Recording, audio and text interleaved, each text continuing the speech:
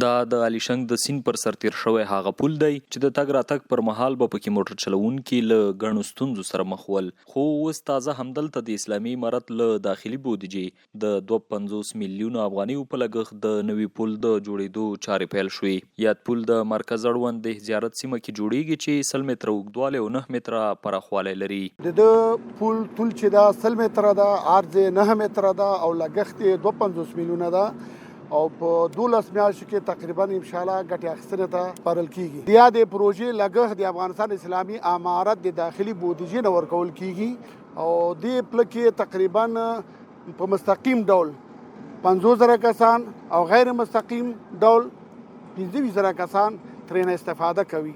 بل لور ته د سیمې اوسیدونکي موټر چلوونکي د پل په جوړېدو خوښي څرګندوي او وایي چې د تګ راتګ پر مهال به له ګڼو ستونزو سره مخ ول چې اوس به یې شته ستونزې حل شي.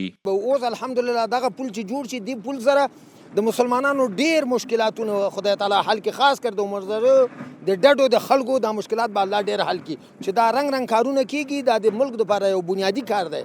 په دې موږ ډیر افتخار کوو، ډیر خوشاله.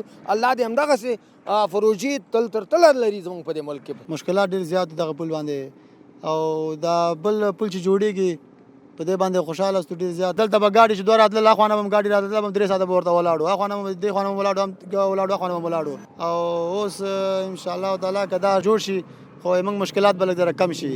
هم مهاله د قراردادي شرکت مسولین ډاډ ورکوي چې د یاد پل چارې به په ښه شکل او ټاکلي وخت ترسره کړي.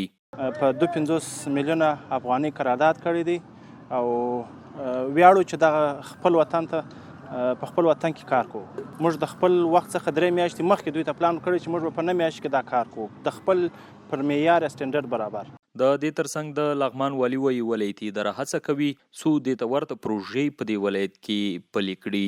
لغمان ولایت په هر هفته کې د څو غټو پروژو شاهده ده. لکه تاسو څنګه وینئ دغه پل، نو الله جل جلاله دې وکړي چې موږ او تاسو ټول له دغه نه فایده واخلو او موږ ټوله اداره دې ته ژمن یو او موږ خدمت کوو. د دغه شرکتو والا څخه مو هم دغه غوښتنه ده، ارمان شرکت څخه او دغه د عبدالرزاق شرکت څخه چې په ښه کیفیت او په ښه معیار باندې دا پل سره جوړ کړي. د یادونې ده چې د دې ولایت په مرکز او ولسوالیو کې د اسلامي امارت له داخلي بودیجې یو شمېر پروژې تر کار لاندې دي چې ګڼ شمېر کسانو ته پکې د کار زمینه هم برابره شوې.